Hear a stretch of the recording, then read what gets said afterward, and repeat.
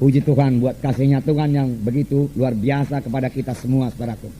Saudaraku yang kasih dalam nama Yesus, saya akan membacakan satu ayat dari pembacaan Alkitab kita yang sudah lewat, saudaraku, dalam Markus 14 ayat 34, 35 sampai 37.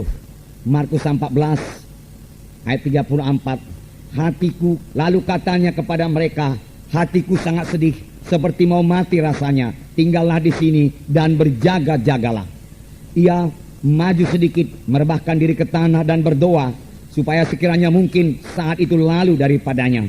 Katanya, ya Aba, ya Bapa, tidak ada yang mustahil bagimu. Ambillah cawan ini daripadaku, tetapi janganlah apa yang aku kehendaki, melainkan apa yang engkau kehendaki. Setelah itu ia datang kembali dan mendapati ketiganya sedang tidur. Dan ia berkata kepada Petrus, Simon, sedang tidurkah engkau? Tidakkah engkau sanggup berjaga-jaga 1 jam? Berjaga-jagalah dan berdoalah, supaya kamu jangan jatuh ke dalam pencobaan. Roh memang penurut, tetapi daging lemah. Sekali lagi dalam ayat 37. Setelah itu ia datang kembali dan mendapati ketiganya sedang tidur. Dan ia berkata kepada Petrus, Simon, sedang tidurkah engkau? Tidakkah engkau sanggup berjaga-jaga 1 jam? Berjaga-jagalah dan berdoalah, supaya kamu jangan jatuh ke dalam pencobaan. Roh memang penurut, tetapi daging lemah. Tuhan Yesus sendiri mengatakannya kepada murid-murid, tidak sanggupkah kamu berjaga-jaga 1 jam dengan aku? Karena banyak pencobaan, saudaraku. Saya yakin, saudaraku, 1 jam adalah waktu minimum bagi setiap anak-anak Tuhan yang mau menang dalam hidup rohaninya. 1 jam merupakan waktu minimum untuk berdoa tiap-tiap hari, saudaraku. Dengan berdoa 1 jam per hari kita akan disegarkan. Dengan berdoa 1 jam per hari kita akan menang atas dosa. Dengan berdoa 1 jam per hari kita menang atas setan dan iblis. Karena pada waktu berdoa itulah kita dikuatkan, saudaraku. Dan dengan berdoa 1 jam pertumbuhan rohani kita akan baik. Dan kita bisa sampai kepada kehendak Tuhan, saudaraku. Saya sangat bersyukur kepada Tuhan. Mulai daripada hari pertama, saudaraku, saya diselamatkan, saudaraku. Saya diajari berdoa 1 jam per hari. Di gereja kami itu, saudaraku, pada waktu itu, doa di gereja saja, saudaraku, lebih 1 jam. Kadang-kadang 2 jam. Dan sudah itu kami disuruh lagi di rumah berdoa minimum 1 jam per hari. Karena katanya kalau tidak berdoa 1 jam per hari, setan akan mengalahkan engkau. Karena takutnya pula saya kepada setan, saudaraku. Dan pada waktu itu belum begitu mengerti mengenai mengusir setan. Dalam nama Yesus, saya pun, saudaraku, berpala-pala sekali untuk bisa berdoa 1 jam per hari. Dan kerap kali, saudaraku, saya berhasil, saudaraku, berdoa 1 jam per hari. Dan sekarang itu sudah menjadi satu kebiasaan dan membawa berkat, saudaraku, untuk berdoa 1 jam per hari. Bahkan sekarang ini, saudaraku, setelah kami berumah tangga, kami juga berdoa 1 jam per hari. Kalau kami berdoa bersama-sama, saudaraku, tentunya, saudaraku, kemenangan, sukacita, saudaraku, kami terima sebagai hasil daripada doa 1 jam per hari itu, saudaraku. Tuhan Yesus, seperti kita baca tadi, mengatakan hal ini di Taman Getsemani. Tidak sanggupkah kamu berdoa 1 jam dan berjaga-jaga dengan aku? Berjaga-jaga dan berdoalah, supaya kamu jangan jatuh ke dalam pencobaan. Tubuh memang lemah, tapi roh itu yang kuat, dia katakan, saudaraku. Saudaraku yang kasih dalam nama Yesus, pada waktu Tuhan Yesus mengatakan demikian ini, dia memang dalam pergumulan yang amat sangat. Pada waktu itu Tuhan Yesus, saudaraku, diserang oleh semua kekuatan iblis. Semua kekuatan neraka, saudaraku, dipusatkan kepada Yesus untuk mengalahkan Tuhan Yesus. Karena pada waktu itulah Tuhan Yesus, saudaraku, mengambil keputusan untuk menanggung dosa manusia ini. Nasib manusia ini pada waktu itu ditentukan oleh kemenangan Tuhan Yesus. Dan syukurlah, saudaraku, Tuhan Yesus menang, saudaraku, mengalahkan setan. Pada mulanya seolah-olah Tuhan Yesus enggan mengangkat dosa manusia. Sehingga Tuhan Yesus berdoa, Bapa, kalau boleh biarlah cawan ini lalu daripadaku, tapi bukan kehendakku, kehendakmu yang jadi. Apakah isi cawan itu, saudaraku? Cawan yang akan diminum Tuhan Yesus berisi semua dosa manusia yang harus ditanggung oleh Tuhan Yesus. Semua manusia sudah berdosa, saudaraku. Dan kalau manusia itu mau diselamatkan, harus ada seseorang yang tidak berdosa, yang menanggung dosa manusia itu. Harus ada substitusinya, saudaraku, supaya manusia itu bisa bebas dari dosa. Yesus juru selamat, saudaraku. Dia mau menjadi ganti kita. Dia dihukum karena dosa kita supaya kita jangan dihukum, saudaraku. Inilah jalan keselamatan. Tetapi walaupun Yesus sudah rela, saudaraku, melihat dosa yang begitu besar, begitu kotor, begitu keji, tidak urung Tuhan Yesus gemetar, berkeringat darah, dan berkata, Bapa, kalau ada jalan lain, biarlah kita tempuh jalan lain, Bapa. Dia katakan, supaya aku jangan menanggung cawan minuman ini, tetapi tidak ada jalan lain, saudaraku. Hanya satu jalan, saudaraku. Tuhan Yesus harus menjadi substitusi kita. Tuhan Yesus harus menjadi ganti kita, saudaraku, supaya kita bisa bebas dari dosa, saudaraku. Dan Tuhan Yesus akhirnya mengambil cawan minuman itu dan meminumnya, saudaraku, sampai kepada teguk yang terakhir. Mulai saat itu tangan manusia berdosa bisa sampai dan menangkap Tuhan Yesus. Satu rombongan tentara imam-imam yang dipimpin oleh Judas, saudaraku, datang ke dalam taman Getsemani, di mana Tuhan Yesus biasa berdoa di situ. Dan mereka mulai menangkap Tuhan Yesus. Seorang murid Tuhan Yesus bernama Petrus, saudaraku, menghunus pedangnya dan marang hamba imam besar itu. Daun telinganya putus, jatuh. Tetapi Tuhan Yesus mengambil daun telinga itu, merekatnya kembali. Dan Tuhan Yesus berkata, Petrus, sarungkanlah pedangmu. Sebab orang yang memakai pedang akan dimakan pedang. Apa engkau pikir aku tidak sanggup sekarang ini juga memanggil 12 legiun tentara malaikat untuk membebaskan kita? Tetapi kalau aku panggil, bagaimana mungkin genap semua nas Alkitab itu? Apa yang dikatakan Alkitab? Bagaimana mungkin aku memikul dosa manusia? Dosa manusia tidak jadi dipikul, oleh sebab itu semua manusia akan terhilang. Demikian Tuhan Yesus berkata, saudaraku. Murid-murid semua lari meninggalkan Tuhan Yesus, saudara. Dan Tuhan Yesus ditangkap, dibawa kepada pengadilan imam-imam. Dan mereka mulai mengadili Tuhan Yesus, saudaraku. Dan pada waktu itu juga Petrus menyangkal Tuhan Yesus 3 kali. Tetapi Yesus tetap menang, saudaraku. Yesus tetap berjalan menuju salib, saudaraku. Visi Tuhan Yesus tidak hilang, saudaraku. Ini adalah sebagai akibat daripada doanya yang 3 jam di taman Getsemani itu, saudaraku. Dia tidak tergoncang, saudaraku, oleh begitu hebatnya serangan musuh, saudaraku.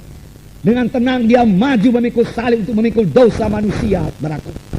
Saudara, ini adalah sebagai akibat daripada doa. 3 kali dia berdoa. Saya yakin masing-masing berdoa itu 1 jam. 3 jam di taman Getsemani, saudaraku.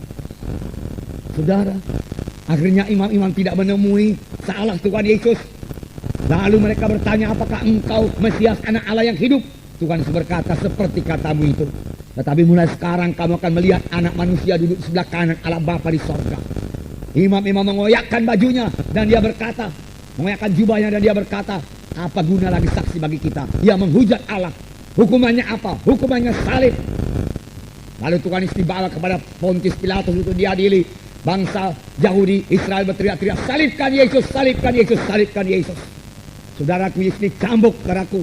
Kemudian diberikan mahkota duri. Kemudian saudaraku mengangkat salib dari Yerusalem ke Golgota, saudaraku. Di bukit Golgota lah, saudaraku, Tuhan Yesus disalib. Tangan jadi paku, kakinya dipaku, saudaraku. Tuhan Yesus terus dalam kemenangan, saudaraku. Dia melihat jiwa-jiwa selamat karena darahnya sudah dicurahkan, saudaraku. Dia melihat kuasa darahnya menyucikan saudara, menyucikan saya, saudaraku. Dia melihat jiwa-jiwa lahir baru, bebas dari dosa, saudaraku. Dia melihat bala tentara sorga tumbuh dari anak-anak Tuhan yang selamatkan, saudaraku. Dia melihat gereja-gereja bangkit di seluruh dunia ini, saudaraku. Saudara, dia tetap, saudaraku, berkemenangan di atas salib itu, saudaraku. Menanggungkan sengsara karena dosa semua manusia, karena cintanya kepada manusia ini, saudaraku.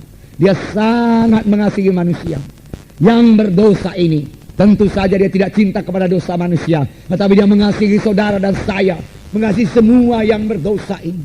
Dia tahu, saudaraku, manusia itu satu ciptaan Tuhan yang paling indah. Tetapi sayang sekali ciptaan Tuhan yang paling indah itu telah kehilangan kemuliaannya, saudaraku, karena dosa. Dan Tuhan semua mengembalikan kemuliaan itu, saudaraku. Kalau saudara berjalan di luar sana, saudara yang sudah lahir baru, saudara akan melihat begitu banyak manusia. Saudaraku, kalau saudara perhatikan, saudaraku, sebenarnya mereka telah kehilangan kemuliaan Allah. Dan mereka hidup dangkal saja, saudaraku. Tidak dalam hidup yang ditentukan Tuhan pada manusia ini. yaitu dalam persekutuan yang indah dengan Tuhan, saudaraku. Saudaraku, dari itu Tuhan Yesus rela memikul dosa manusia, rela menjadi substitusi kita ini, saudaraku, supaya kita ini kembali kepada kemuliaan Tuhan itu, saudaraku. Kita ini semua diciptakan mulia, saudaraku, karena kita diciptakan atas peta dan gambar Tuhan, saudaraku. Indahlah kita ini di hadapan Tuhan, saudaraku. Tetapi dosa telah merusak manusia. Oleh sebab itu, saudara-saudara, mari bebas dari dosa, saudaraku. Dosa itulah yang merusak saudara. Dosa itulah yang membuat saudara keberatan, gagal, saudaraku. Dosa itu memisahkan saudara dengan Tuhan. Dosa itu membawa saudara kepada hukuman yang kekal, neraka yang kekal. Dan Tuhan tidak mengendaki seorang pun binasa. Tuhan tidak mengendaki seorang pun ke neraka. Tetapi Tuhan mengendaki supaya kita semua sampai kepada pertobatan, sampai kepada hidup yang kekal. Untuk itu Yesus rela disalib, saudaraku. Untuk itu Yesus, saudaraku, dengan sukacita, buku Ibrani mengatakan, mengangkat salib, menanggung sengsara, supaya hidup kita ini berubah sungguh-sungguh, saudaraku. Kembali lagi kemuliaan Allah itu kepada kita. Kembali lagi persekutuan dengan Tuhan kepada kita, saudaraku. Persekutuan inilah yang hilang di Taman Eden, saudaraku. Manusia itu sangat dikasihi oleh Tuhan Yesus. Adam dan Hawa sangat dikasihi oleh Allah Bapa. Itu sebabnya, saudaraku, Allah sering datang ke dalam Taman Eden dan bersekutu dengan Adam dan Hawa. Dalam seminar kita pelajari, saudaraku, bahwasanya Tuhan mengunjungi manusia mulai daripada manusia pertama, sebelum jatuh kepada dosa dan juga sesudah jatuh kepada dosa, karena cintanya, saudaraku. Cinta itu perlu persekutuan, nanti akan kita lihat, saudaraku. Karena Allah itu sangat mengasihi manusia, Dia sangat rindu bersekutu dengan manusia. Tetapi dosa itu terus telah serupa dengan dinding menceraikan kita dengan Tuhan, saudaraku. Kita berpisah dengan Tuhan karena dosa kita. Sekaligus kita berpisah dengan berkat-berkat Tuhan. Sekaligus kita berpisah dengan sorga, saudaraku. Untuk itulah Yesus disalib, supaya Dia mengembalikan lagi persekutuan yang telah putus itu kepada kita manusia ini, saudaraku. Supaya kita boleh berdoa lagi kepada Tuhan dan bersekutu dengan Tuhan dan merasakan, saudaraku, kasih Tuhan dalam hati kita ini, saudaraku. Saudaraku, yang maksud yang pertama dari doa, saudaraku, bukan hanya minta, tetapi kita terutama supaya kita bersekutu dengan Tuhan, saudaraku, bersekutu. Nah, saudaraku yang kasih dalam nama Yesus, bagi saudara yang baru kali ini datang, saudaraku, saudara sudah dengarkan tadi bagaimana Yesus sengsara memikul dosa saudara. Terimalah, saudaraku, keselamatan yang sudah disediakan Tuhan kepada saudara. Saudara begitu indah di hadapan Tuhan, tetapi dosa telah merusak saudara. Dan karena saudara belum kembali kepada Tuhan, kemuliaan Tuhan juga belum kembali kepada saudara. Saudara sangat dikasihi Tuhan, saudara sangat indah di hadapan Tuhan, dan Tuhan mau memberkati saudara luar biasa, saudaraku. Mengapa manusia ini banyak keberatan, kesedihan, kegagalan, kemiskinan, saudaraku. Sampai-sampai banyak orang mempersalahkan Tuhan. Dia katakan kalau Tuhan itu Tuhan yang baik, mengapa begini banyak kesusahan, kemiskinan, mengapa saya gagal, saya butuh uang, mengapa saya tidak ada uang, dan lain sebagainya. Mengapa penyakit saya tidak sembuh-sembuh? Karena memang Allah itu Allah yang kasih adanya. Sungguh Allah itu kasih adanya, saudaraku. Sungguh Dia mau saudara sehat, saudaraku. Sungguh Dia mau saudara keberkatan, saudaraku. Sungguh Dia mau saudara berhasil dalam hidup ini, saudaraku. Tetapi dosamu, dosa saya, dosa saudara serupa dengan dinding menceraikan aku dengan engkau, Tuhan berkata. Itu sebabnya tangan Tuhan yang mau memberkati saudara, tangan Tuhan yang mau menolong saudara tidak sampai kepada saudara. Dosa itu perlu diselesaikan lebih dahulu, saudaraku. Dosa perlu disucikan lebih dahulu oleh darah Yesus, saudaraku. Barulah tangan Tuhan sampai kepada kita. Doa kita didengarkan Tuhan. Tapi yang terlebih indah, saudaraku, kita mulai persekutuan kita dengan Tuhan, saudaraku. Persekutuan kita dengan Tuhan. Saudaraku yang kasih dalam nama Yesus. Ini berita keselamatan bagi saudara. Jadi dosa yang merah patma sekali sudah ditanggung oleh Tuhan Yesus. Sebab pada akhir hayat Tuhan Yesus di kayu salib di Golgota, Dia berkata, sudah genap. Dia katakan, walaupun terlebih dahulu Dia berteriak, teriakan karena akibat dosa, saudaraku, teriakan yang menghancurkan hatinya. Mengapa? Karena dosa manusia dipikulkan kepada Yesus, dan karena dosa itulah, saudaraku, Yesus berteriak, Eloi, Eloi, lama sabatani. Bapa, Bapa, mengapa engkau tinggalkan aku? Terjadi perpisahan. Karena dosa itu selamanya memisahkan, saudaraku. Dosa memisahkan. Dosa kepada Tuhan memisahkan kita dengan Tuhan, saudaraku. Dosa kepada sesama manusia, dosa dalam keluarga menyebabkan persekutuan dalam rumah tangga itu juga terganggu, saudaraku. Dosa. Nah, saudaraku yang kasih dalam nama Yesus. Tetapi beberapa waktu sesudah itu, saudaraku, Tuhan berkata, sudah genap. Genaplah ditanggung oleh Tuhan Yesus. Tidak perlu saudara tanggung lagi. Genap dosa saudara ditanggung oleh Tuhan Yesus. Genap akibat dosa saudara ditanggung oleh Tuhan Yesus. Kalau Yesus sudah menanggungnya, buat apa saudara tanggung lagi, saudaraku? Saya bebas, saudara bebas, saudaraku. Bebas dari kutuk dosa, kutuk kemiskinan, kutuk kegagalan, saudaraku. Bebas oleh Yesus. Inilah berita yang baik, berita Injil, saudaraku. Bagi semua manusia, saudaraku. Sayang tidak semua mau menerima, saudaraku. Saudara, banyak yang berpendapat bertobat itu susah sekali. Mengikut Tuhan itu susah sekali. Hukum-hukum Tuhan begitu berat, katanya. Hukum Tuhan itu mengungkung saya. Saudaraku, dia katakan hukum Tuhan itu mengurangi kebebasan saya. Sama sekali tidak benar. Itu bibit yang salah, saudaraku. Saudara, itu suara setan, suara penipu, benar-benar, saudaraku. Tuhan memberikan 10 hukum. Bukan untuk mengurangi kebebasan manusia ini. Bukan untuk mengungkung saudara. Bukan. Tetapi supaya saudara dan saya, supaya sesama manusia di dunia ini kita boleh hidup dalam damai sejahtera, saudaraku. Kalau Tuhan memperbolehkan saja sebuah dosa, mau mencuri silakan, mau membunuh silakan, bebas kamu semua, dia katakan, mau berzina silakan. Di manakah damai yang sejati, saudaraku? Saudaraku yang kasih dalam nama Yesus, hidup kita yang sejati, saudaraku, hidup yang dikehendaki Tuhan, hidup yang damai dan sejahtera adalah hidup dalam Tuhan Yesus, saudaraku. Hidup di dunia ini dalam Tuhan Yesus. Setelah kita meninggalkan dunia ini, kita mencapai sorga yang kekal. Haleluya, saudara. Jadi, saudaraku, miliki Yesus, saudaraku. Dalam Yesus ada keselamatan, saudaraku. Saudaraku yang kasih dalam nama Yesus. Nah, tadi kita melihat doa Tuhan Yesus, saudaraku. Rupanya Tuhan di sini sering berdoa di Taman Getsemani. Bukan sekali itu saja pada akhir hidupnya, saudaraku. Dalam Lukas 22 saya bacakan sedikit. Bagaimana seringnya Tuhan berdoa di Taman Getsemani. Dia biasa pergi ke sana. Lukas 22 ayat 39. Lalu pergilah Yesus keluar kota, dan sebagaimana biasa ia menuju Bukit Zaitun. Murid-muridnya juga mengikuti dia. Sebagaimana biasa dia menuju Bukit Zaitun di Taman Getsemani, dan murid-muridnya juga mengikuti dia, saudaraku. Puji Tuhan, saudaraku. Jadi Yesus sering berdoa di Taman Getsemani. Doa, saudaraku, tidak bisa dipisahkan dari hidup Yesus. Yesus selalu berdoa.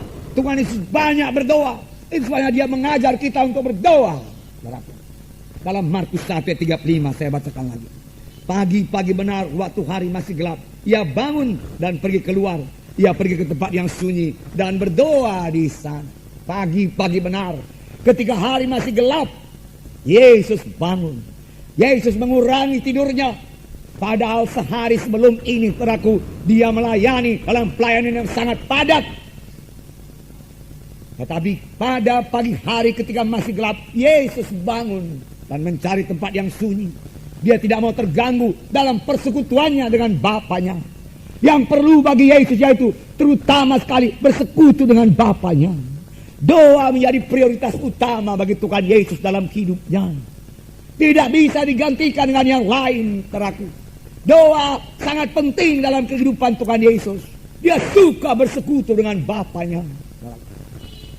Jadi doa kepada Tuhan Yesus adalah persekutuan dengan Bapanya, saudaraku. Yesus suka bersekutu dengan Bapanya. Dan pada pihak lain, Bapa suka bersekutu dengan Yesus, saudaraku. Bapa rindu bersekutu dengan anaknya. Juga Bapa rindu bersekutu dengan kita sekarang ini, saudaraku. Sayang, banyak anak Tuhan kurang memberi waktu berdoa, bersekutu dengan Bapa di sorga. Sayang, doa kita kebanyakan minta-minta saja, saudaraku. Padahal Bapa suka sekali bersekutu dengan kita, bahkan rindu akan persekutuan dengan kita, saudaraku. Dalam Lukas 6, satu contoh lagi yang menerangkan mengenai Tuhan Yesus berdoa. Lukas 6 ayat 12. Ya, terima kasih. Pada waktu itu pergilah Yesus ke bukit untuk berdoa, dan semalam-malaman ia berdoa kepada Allah. Semalam-malaman ia berdoa kepada Allah. Saudaraku, dalam persekutuannya indah dengan Bapa, saudaraku. Kerap kali kita tidak mengenal waktu, saudaraku. Kita telah dikelilingi oleh hadirat sorgawi, saudaraku. Persekutuan kita intim dengan Bapa, akrab dengan Tuhan, saudaraku. Sebenarnya untuk itulah kita ditebus Tuhan. Kita tidak tahu, saudaraku, waktu berlalu dengan cepat, saudaraku. Saudaraku, dalam doa itu, saudaraku, kita bersekutu dengan Bapa di sorga. Kita menangis, saudaraku. Kadang-kadang kita menangis. Kadang-kadang kita menyanyi. Kita bersyukur, intim dengan Tuhan, akrab dengan Tuhan, saudaraku. Lalu waktu berlalu. Yesus, waktunya berlalu semalam-malaman, saudaraku. Dia berdoa. Bersekutu dengan Bapa di sorga. Dan tentu saja persekutuan dengan Bapanya di sorga sangat menguatkan Tuhan Yesus, menyegarkan Tuhan Yesus. Haleluya, saudara. Dan itulah sebabnya Tuhan Yesus selalu berkemenangan dalam hidupnya. Dosa selalu kalah, saudaraku. Tiap-tiap dosa yang datang pada Tuhan Yesus rontok semua, saudaraku. Dia begitu erat bersekutu dengan Bapanya, saudaraku. Dia melayani dengan berkemenangan. Dia berbicara dengan pasti. Dia bicara dengan urapan yang luar biasa. Dia bicara dengan berkuasa. Ahli-ahli Taurat berkata, lain daripada guru-guru Taurat yang lain, dia katakan. Karena dia mengajar bukan dengan peta lidah. Dia mengajar dengan sebagai orang yang berkuasa. Di manakah kuasa yang diperoleh oleh Tuhan Yesus? Pada waktu dia bersekutu dengan Bapanya. Ini membuka rahasia kepada kita, saudaraku. Di manakah kita beroleh urapan kita? Saudaraku, pada waktu kita bersekutu baik dengan Bapa di sorga, saudaraku. Itu menghasilkan urapan, kuasa dalam pelayanan kita, saudaraku. Dan sebagai akibatnya, dalam pelayanan Tuhan Yesus terjadi tanda ajaib, tanda mujizat, saudaraku. Dan orang berbondong-bondong, saudaraku, datang kepada Tuhan Yesus. Tetapi berkat yang utama, yang paling indah, yang kita rindukan juga sekarang ini, yaitu hati Yesus yang selalu tergerak oleh belas kasihan. Pada waktu Tuhan melihat orang ramai, saudaraku, reaksi yang pertama dari Yesus, yaitu hatinya tergerak oleh belas kasihan. Ini hanya dapat diperoleh dari persekutuan kita yang erat dengan Bapa di sorga. Sama sebagaimana Yesus bersekutu erat dengan Bapanya di sorga, saudaraku. Lalu hatinya berubah, hati kita juga berubah. Menjadi hati yang selalu berbelas kasihan. Hati yang tergerak oleh belas kasihan. Dan hati yang tergerak oleh belas kasihan ini menghasilkan kuasa Tuhan. Dengan hati yang tergerak oleh belas kasihan, iman kita bekerja. Firman Tuhan berkata, iman bekerja oleh sebab kasih. Dengan hati yang tergerak oleh belas kasihan, dengan mudah kita akan mengampuni orang yang bersalah kepada kita. Kita dengan segera memaafkan, saudaraku, jikalau hati kita sudah tergerak oleh belas kasihan. Hasil daripada bersekutu dengan Bapa di sorga. Nah, saudaraku, yang kekasih dalam nama Yesus, sampai pada hari ini, pertanyaan yang diberikan Tuhan Yesus kepada Petrus dan murid-muridnya masih juga disampaikannya kepada kita. Dia bertanya, tidak sanggupkah kamu berdoa 1 jam? Tidak sanggupkah kamu bersekutu 1 jam dengan aku? Tidak sanggupkah kamu berjaga-jaga 1 jam? Supaya kamu jangan jatuh pada pencobaan. Supaya kamu beroleh hidup yang menang. Supaya kamu bertumbuh dengan baik. Supaya pengertianmu bertambah-tambah. Supaya engkau merasakan kehadiranku senantiasa dalam hidupmu. Tuhan Yesus berkata, saudaraku, mengapa kita perlu berdoa 1 jam per hari? Mari kita tinjau dari segi Tuhan lebih dahulu. Semua anak Tuhan memiliki 2 macam pelayanan yang penting. Dua-dua pelayanan ini penting. Satu pelayanan yang paling penting, yaitu setiap anak Tuhan harus melayani Tuhan. Biarlah saya jelaskan melayani Tuhan ini. Melayani Tuhan yang saya maksud di sini bukanlah mengunjungi jiwa-jiwa. Itu melayani pelayanan kepada manusia. Bersaksi pelayanan kepada manusia. Mendoakan orang sakit, mengabarkan Injil, itu pelayanan kepada manusia. Tapi pelayanannya yang utama, yaitu mengadakan pelayanan kepada Tuhan. Saudara yang kekasih dalam nama Yesus, dalam kisah Rasul, saudaraku, dikatakan, they minister unto the Lord. Mereka mengadakan pelayanan kepada Tuhan. Inilah yang banyak diabaikan oleh gereja-gereja. Banyak diabaikan oleh hamba-hamba Tuhan, penginjil-penginjil. Pendeta-pendeta sibuk melayani jiwa-jiwa sampai kurang mengadakan pelayanan kepada Tuhan.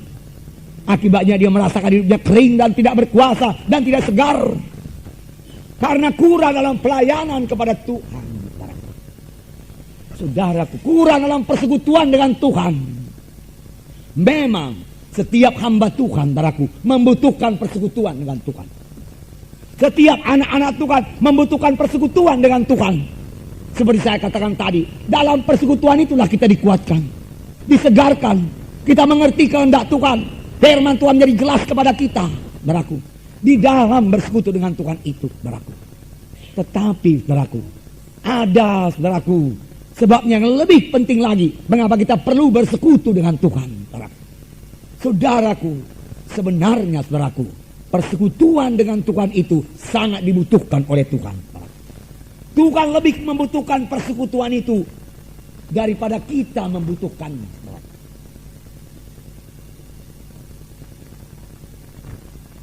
Tuhan lebih membutuhkan persekutuan itu, saudara. Mengapa? Mengapa Tuhan membutuhkan persekutuan dengan kita, anak-anaknya? Siapakah kita ini di hadapan Tuhan, saudara? Saudaraku, firman Tuhan berkata, Allah itu kasih adanya. Memang dia maha kuasa, maha besar. Dan sepintas lalu kita akan bertanya, dia maha kuasa, maha besar, dia memiliki segalanya, apa yang dia butuhkan? Saudaraku, tetapi Allah itu juga kasih adanya. Saudaraku, kasih itu membutuhkan persekutuan.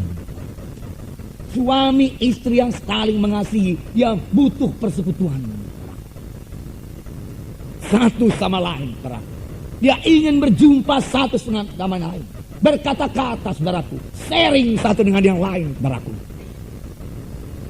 Istri yang mengasihi suaminya suka bersekutu dengan suaminya, saudaraku. Suami yang mengasihi istri, saudaraku, suka bersekutu dengan istrinya. Demikian, saudaraku, Allah Bapa yang mengasihi manusia ini menanti-nantikan persekutuan dengan kita. Adakah kita memberikan waktu untuk bersekutu dengan Tuhan?